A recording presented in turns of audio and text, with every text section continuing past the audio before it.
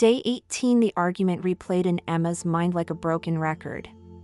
She had spoken too quickly, her words sharp, and now silence hung between her and her best friend, Rachel. Emma folded her arms tightly as she sat in her dimly lit living room. Why can't she see my point of view? The Bible on the table caught her eye. Almost reluctantly, she reached for it and flipped it open. Her eyes landed on James 1 verse 19, "So then, my beloved brethren, let every man be swift to hear, slow to speak." Emma sighed, the verse sinking deep. Had she truly listened to Rachel, or had she been too eager to defend herself? Her grandmother's voice echoed in her mind, "When words fail, actions speak." Emma hesitated, then walked over to her bookshelf. She pulled out an empty mason jar and a stack of small paper strips.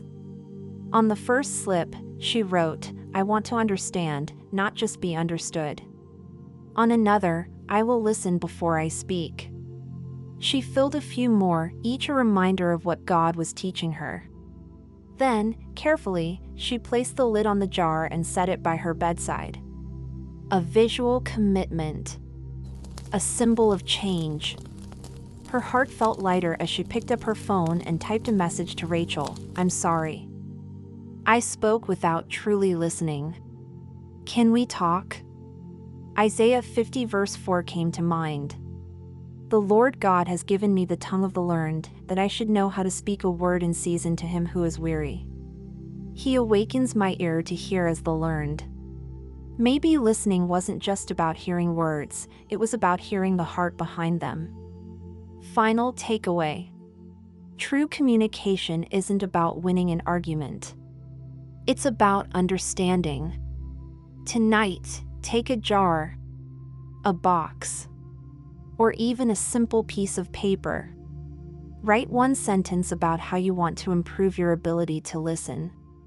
Place it somewhere visible as a reminder. Because when we listen with the heart, healing begins. Good morning. Today's goal. Be the reason someone snorts while laughing. Warning: excessive smiling may lead to an unexplainably good day. New day. New blessings. Same old socks.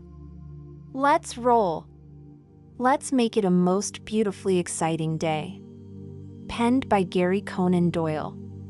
In worship of God's wonderful glory.